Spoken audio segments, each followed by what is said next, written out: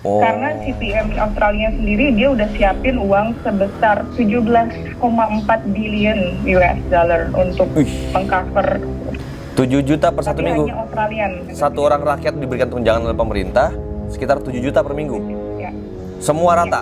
Untuk Australian rata. Untuk semua rakyat Australia. Iya. Gila, keren juga ya, Andri ya. Curve-nya gimana sekarang? Kurvanya?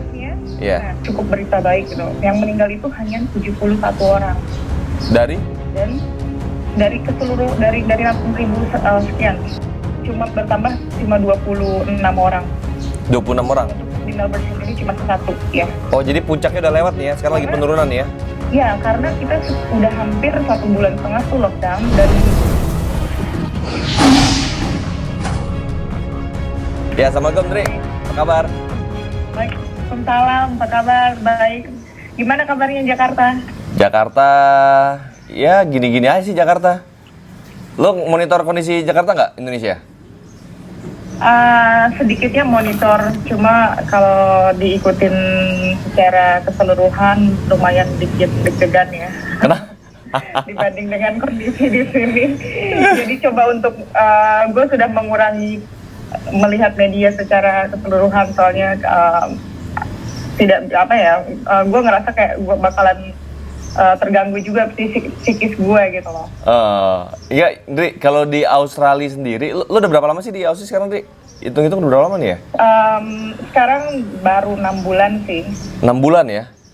6 bulan. 6 bulan. Harga bawang putih situ mahal nggak? Lo masih masak makanan Indonesia dong? Oh iya, makanan Indonesia emang the best. Gue setiap hari masak makanan Indonesia. Tetap ya lidahnya lidah orang Indonesia. Iya. Bisa dirubah biarpun udah dimanapun. Susah. Lidah Sunda nggak bisa hilang. Itu dia. Putri Kerajaan Sunda. Ini malah ya salah satu anggota Ratu Empire. Ratu Empire. Dri, kalau di sana, lu di sana tinggal sama laki lo? Iya. Sama laki lo ya. Jadi kondisi di sana gimana, Di? Yes. Di Aussie sendiri? Jadi kondisi di sini sih semenjak adanya COVID itu kan kita juga dari mulai Januari itu sudah di PM-nya di sini Scott Morrison dikata aja PM-nya di Australia sudah mengasih tahu kita kalau kita harus waspada dari bulan Januari. Tapi memang belum diberlakukan lockdown secara keseluruhan kayak yang udah di Italia atau di Spain. Di sini baru mulai lockdown itu bertahap, ada nggak secara langsung lockdown, tapi ada bertahap dari mulai tanggal 23 Maret. Yang pertama itu tanggal 23 Maret memperlakukan tahap pertama lockdown, yaitu penutupan seluruh tempat gathering seperti restoran, pub, atau tempat fitness. Terus menyusul lagi di tanggal 26-nya, stage kedua itu food court di seluruh restoran, bukan di seluruh restoran, di dalam mall, itu food court ditutup semuanya.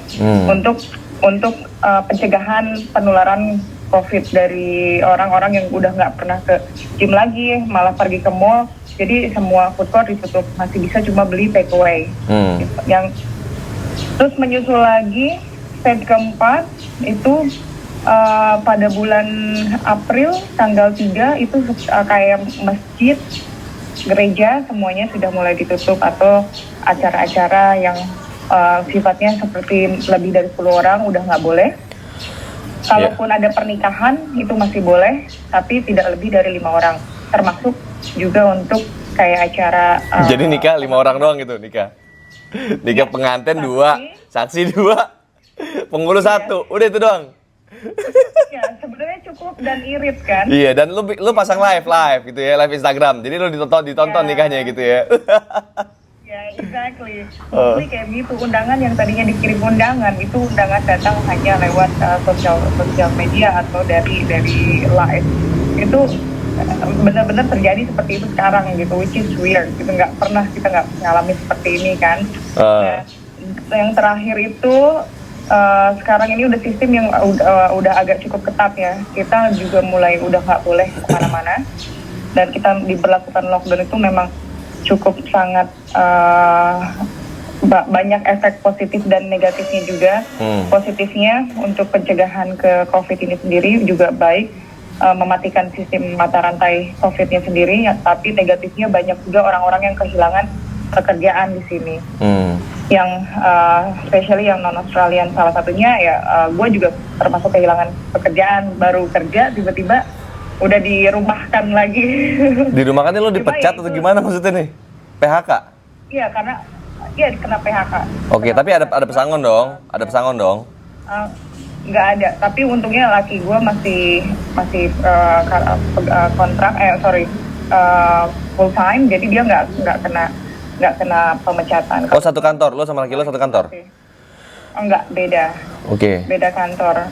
Karena di tempat gue bekerja itu tempatnya ditutup, jadi secara langsung gue juga nggak boleh ke situ. Gitu.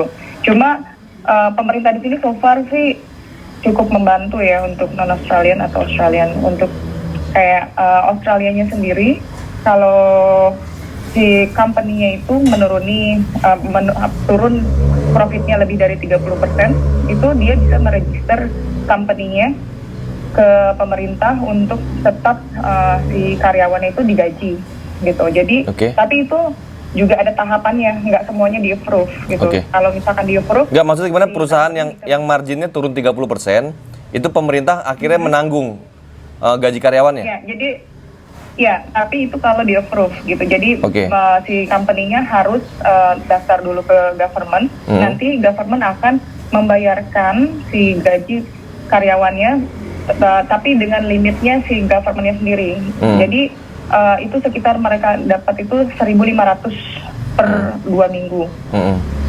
1.500 US? Ya, Australian dollar itu sekitar 15 juta per 2 minggu. Untuk si karyawan yang bekerja di salah satu company yang marginnya turun 30%.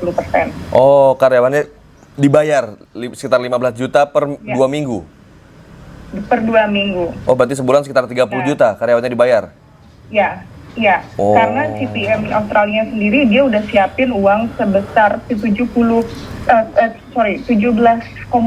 billion US dollar untuk mengcover persiapan untuk company-company yang akan register ini.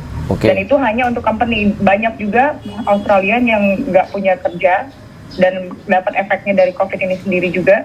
Nah, untuk personal untuk personal citizen, itu mereka bisa daftar ke salah satu organisasi di sini namanya Centrelink. Nah, dia bisa daftar untuk dapat bantuan dari pemerintah, yaitu sekitar 7 700 per 1 minggu, 7 juta per 1 minggu. 7 juta per 1 minggu? Hanya Australian. Jadi satu orang rakyat Australian ini, dia dibayar atau digaji pemerintah atau diberikan tunjangan oleh pemerintah sekitar 7 juta per minggu? Ya. Semua rata? Untuk Australian rata. Untuk semua rakyat Australia? Iya. Gila, keren juga ya, Andri ya. Di Malaysia tuh 6 juta rupiah per bulan ya. Kalau ini kan per 2 minggu ya. Berarti sekitar 14 juta per bulan ya. Dibayar 14 juta per bulan. Per 1 minggu. Hah, per 1 minggu? 7 juta rupiah per 1 minggu? Iya. Wih. Per seminggu. Iya, jadi di sini banyak yang non Australian yang kehilangan kerjanya. Jadi mereka sistemnya di swap orang Australinya, mereka kasih shiftnya mereka untuk orang-orang yang datang ke sini tuh pakai visa kerja yang casual. Yang memang student kan banyak juga student yang kerja sambil sekolah sambil kerja. Jadi mereka kasih shiftnya orang-orang Australia yang udah dapat bantuan dari pemerintah untuk ke student-student yang kehilangan shiftnya di sini. Jadi seperti itu sih. Terus kalau kayak bule-bule kayak lo gimana? Lo kan bule hitungannya di sana kan? Ya, bule kuningan ya. Bule kuningan kayak lo gimana? Ya. Jadi kalau karena gue kehilangan shift kan, ya totally gue kehilangan pekerjaan. Cuma laki gue masih, alhamdulillah masih dapat. Laki lo mana, Ri? Laki lo, Ri? Ya, jadi dia hi, next, can we come here? Rambutnya deh dibenerin dulu. Halo. Sorry, what is your name? What's your name? Nama saya Maxim. Wait, you can speak in bahasa, right? Speak bahasa. Can you speak bahasa? Sedikit. Kayaknya belajar dari Indri kayaknya. Lu cekokin banget budaya Indonesia kayaknya, Indri ya. gue mau tanya nih, what is your favorite food? Indonesian favorite food? Hah? Rendang? Rendang? Soto ayam. Soto?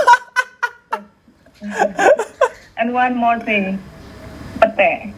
Pete. Oh, do you like pete ya? Iya. Indomie goreng. Iya, Indomie goreng. Indomie goreng, tapi Max pernah ke Indonesia ya? Halo Max, thank you Max. Oh iya. Pernah ke Indonesia ya? Setiap tahun pasti dia ke Indonesia. Karena juga kan keluarga gue masih banyak di Indonesia. Lo ajak ke Kuningan juga nggak? Iya. Ajak ke Kuningan ya? Ke Cirebon juga. Ke Cirebon. Lo ini kan putri Kuningan apa putri Cirebon sih sebenarnya nih? Gue dari Cirebon. Oh Cirebon ya, berarti lo masuk dalam kerajaan Cirebon ya? Iya. Oke, terus gimana? Beneran ya, bukan empire ya. Bukan empire. Oke, terus gimana Ndri? Pantesan muka lo agak-agak mirip udang gitu. Oh mirip, bukan mirip ini, mirip udang. Udang rebus. Oke. Iya, jadi memang salah satunya gue sekarang dapat dampak dari COVID ini, gue kehilangan pekerjaan. Totally gue hilang shift, which is gue kehilangan mata pencaharian di sini udah sekitar 2 bulan. Dan karena yang kerja saat ini cuma laki gue, jadi gue bisa minta bantuan ke pemerintah, tapi bukan karena gue bukan Australian, jadi gue minta ke property manager kayak real estate-nya yang gue sewa rumah sekarang untuk minta diturunkan harga sewa rumahnya selama COVID ini. Dan bisa? Alhamdulillah memang di approve, iya 30% gue diturunkan harga sewanya per bulan. Tapi itu kan kebijakan pribadi si pemilik aja kan? Iya, tapi enggak juga, tapi pemerintah udah kasih template-nya. Oke. Jadi pemerintah kita ada kayak di informasi untuk di semua keseluruhan informasi mengenai COVID, mengenai efeknya apa namanya dampaknya atau orang-orang yang butuh bantuan itu semua di satu website di Australian Government website. Nah di situ ada semua datanya. Termasuk kita juga bisa minta untuk ke property manager untuk minta diskon harga sewa rumah per bulan, itu juga mereka siapkan template-nya. Jadi si owner akan dapat bantuan dari pemerintah. Oke, disubsidi sama pemerintah berarti. Iya. Oh, gitu. jadi yang biaya-biaya bulanan itu sama pemerintah disubsidi. Ya. Terus kalau kayak tunggakan gitu gimana, Ndri? Kredit gitu, Ndri? To be honest, belum, karena gue baru 6 bulan ya, jadi belum ada kredit di sini. Bukan, maksudnya yang lain dengar informasi kalau kredit gitu ada dibantu juga nggak sama pemerintah, ditangguhkan gitu? Kalau ditangguhkan bisa, kayaknya tidak, tapi kan mereka dapat dana yang mereka. Nah, kenapa pemerintah subsidi bantuan itu, karena biar orang-orang yang punya bill tiap bulan harus dibayar itu tetap terbayarkan. Jadi semuanya circle-nya itu even si company, even personal itu, jadi semuanya tidak kesusahan gitu loh, karena si pemerintahnya yang jadi akar dari wadah dari kayak kita bapaknya lah. Jadi anak-anaknya itu udah nggak worry, nggak ketakutan lagi dengan adanya bencana ini. Oke. Gitu. Jadi per kepala itu dibayar per bulannya sekitar hampir 30 juta ya? 28 juta something ya? 30 juta. Wih. Iya. Terus ada apa yang menarik di situ di Aussie? Curve-nya gimana sekarang? Kenapa? Curve-nya gimana sekarang? Kurvanya? Iya. Nah, di Aussie ini per tanggal 20 April kemarin itu total case itu 6.917 something lah ya. 6.700. Nah, yang meninggal itu hanya, ini cukup maksudnya cukup berita baik gitu. Yang meninggal itu hanya 71 orang. Dari? Dan dari 6.000 sekian. Oke.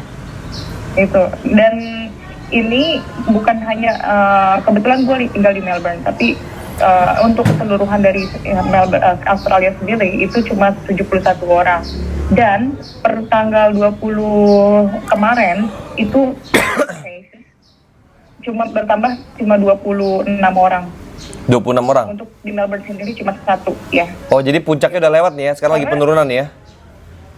Ya, karena kita udah hampir 1,5 bulan tuh lockdown dan lockdown sendiri memang kita masih dibolehin keluar. Di keluar itu dengan hanya essential gathering, kayak kalau kita mau ke sekolah, tapi mostly sekolah sekarang udah homeschooling semua, atau yang buka itu hanya supermarket, farmasi, rumah sakit, dan orang masih boleh keluar tiap hari hanya untuk lari atau exercise tapi itu pun dengan masih ada sekitar 1,5 meter untuk social distancing.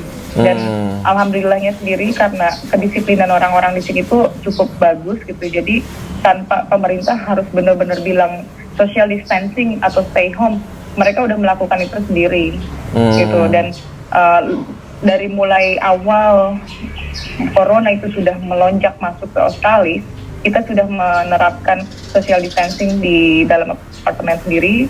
Itu hanya 4 orang yang boleh dalam satu lift, dan kalaupun kita ambil makanan di luar or take away itu jaraknya cuma 1,5 meter, dan orang-orang benar-benar mematuhi itu. Dan hasilnya tanpa kita sadarin sekarang kursinya sudah menurun, karena kalau kita nggak ikutin aturan pemerintah itu cukup biaya dendanya cukup tinggi juga, itu bisa didenda sekitar sampai 20.000 US, 200 juta kalau kita melanggar. Jadi orang-orang memang takut. Yang dilarang tuh apa aja, Ndri? Yang dilarang contohnya kalau kita tadi ada kan kita hanya dibatasi keluar itu hanya boleh 2 orang, yaitu kalau kita pergi ke supermarket atau pergi ke farmasi ataupun emergency ke rumah sakit. Nah, kalau lebih dari 2 orang kelihatan bergerombol, itu akan polisi akan datangin, akan diintegrasi.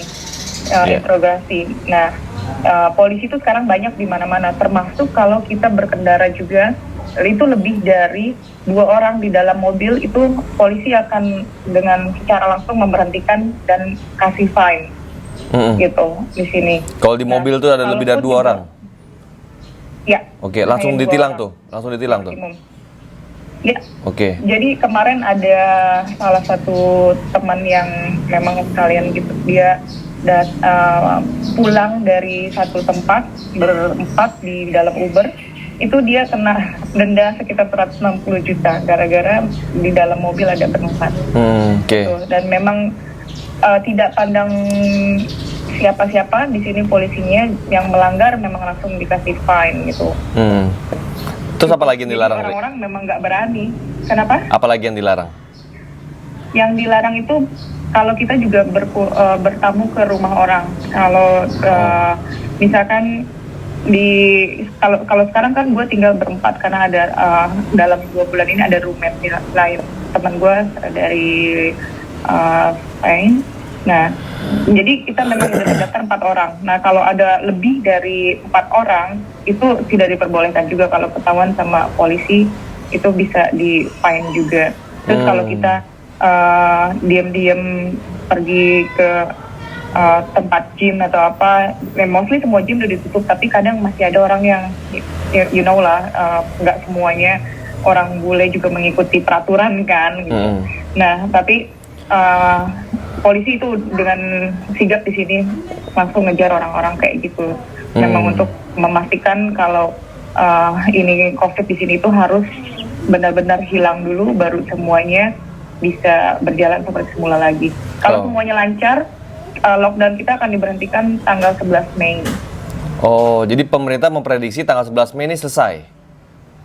Ya, tapi itu pun masih dalam proses pemantauan. Evaluasi kalau lagi. 11 Mei masih ada case baru, mungkin bisa diperpanjang lagi. Gitu. Terus gini, Ndri, apa dampak ekonomi mulai berasa nggak, Ndri, di sana, Ndri? Dengan lockdown ini? Berasa. Apa contohnya, Ndri? Iya.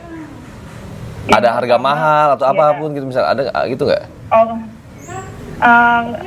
Kalau masalah makanan sih kita memang sangat beruntung di sini ya. Semua harga itu nggak jadi mahal banget gitu. Kalaupun naik itu hanya masih masuk akal karena pemerintah sudah terutama PM-nya Australia itu sudah memastikan bahwa mereka akan mensupport semua makanan dan akan menjaga stabilitas harga dari semua bahan-bahan pokok. Makanya kita dan mungkin untuk yang orang-orang yang punya retail, punya toko baju atau punya toko-toko yang bisnis-bisnis kecil itu yang mereka yang akan jadi kena dampak dari perekonomiannya karena mereka kehilangan customer dan mereka nggak bisa berjualan gitu. Yang untuk kayak kita sih nggak terlalu dampak ekonominya nggak terlalu, cuma ya dampaknya hanya kita nggak mendapatkan penghasilan yang seperti biasanya. Gitu. Ya kan baru berapa bulan? Baru sebulan setengah, Andri. Kalau misalnya itu sampai 5 bulan, stres juga kan semua. Nah, makanya untungnya salah satunya masih ada yang bekerja kan. Tapi kalau untuk kayak bahan pokok semuanya aman.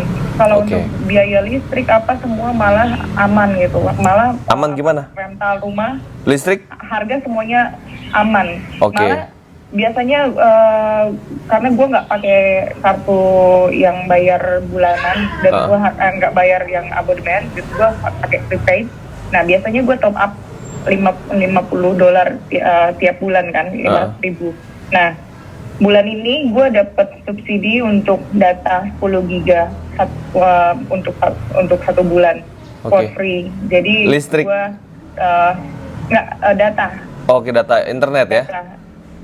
Iya. 10 giga.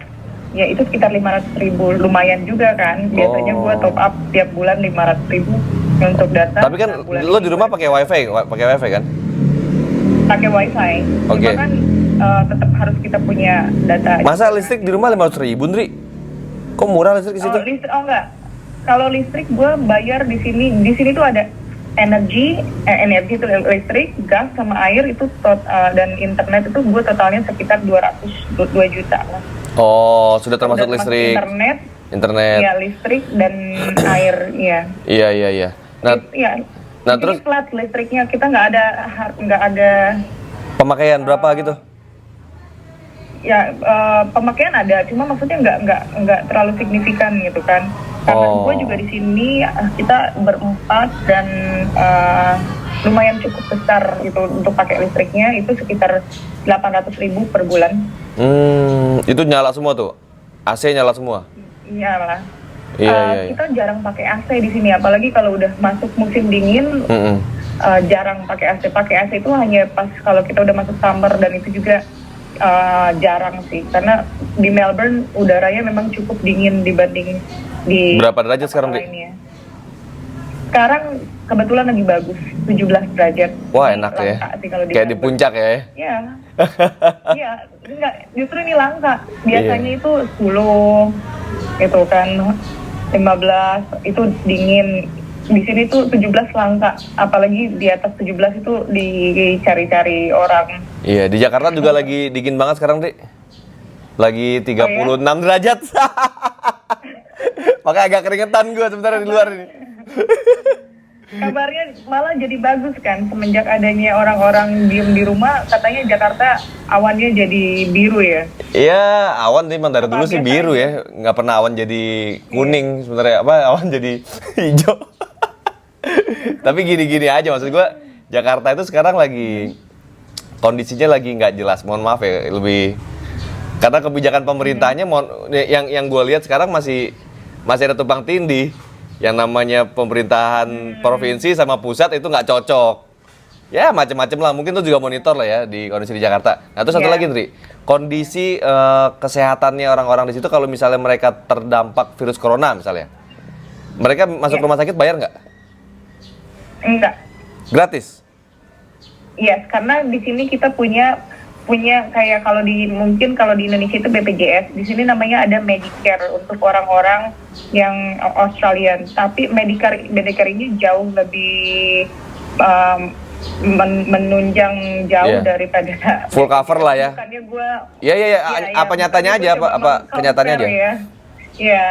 Full cover tuh ya? Kita ya mengcover semua. Dan mostly untuk orang-orang yang bukan Australian, mereka punya insurance sendiri yang memang bisa mengcover. Jadi untuk kesehatan nggak ada masalah. Jadi orang-orang memang nggak takut pergi ke rumah sakit karena kita bisa pakai Medicare. Dan juga di sini mengejutkan lagi kok, pemerintah udah siapin dana sekitar 74 billion untuk health package.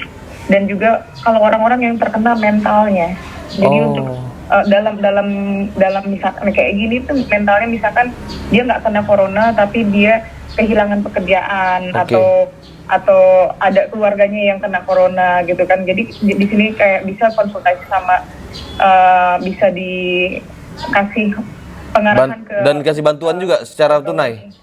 Iya. Wow. Nggak secara tunai tapi digratiskan untuk pergi ke dokter untuk cek psikiater gitu ya, psikolog ya. Yes. Iya. Jadi otomatis 74 billion US dollar. Oke, jadi otomatis orang-orang Australia itu mereka nggak takut kalau misalnya akhirnya mereka positif pun nggak masalah gitu ya? Iya. Tapi takutnya karena dihukum pemerintah, kalau dia keluar takut dihukum pemerintah gitu aja.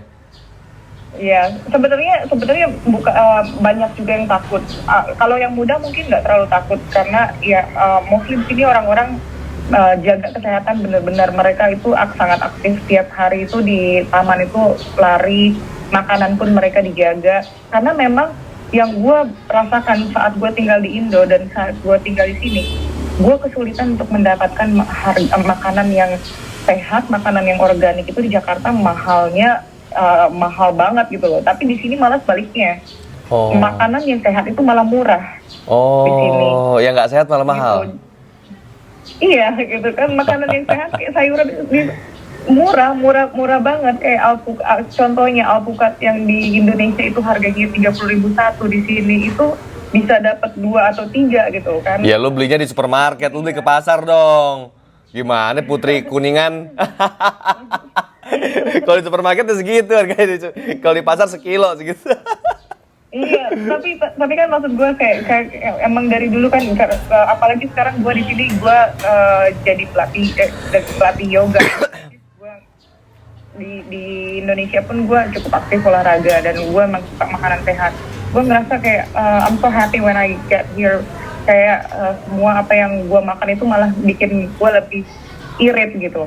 Karena pemerintah nggak akan, dia PM-nya Australia itu udah bilang tidak akan ada pelonjakan harga dalam tembakau ataupun seperti listrik dan lain-lain. Itu hanya orang-orang yang kehilangan mungkin ini. Dan untuk balik lagi ke masalah kesehatan, nah untuk sebelum kita cek itu kita punya ada konsultan kesehatan masing-masing sendiri, GP namanya.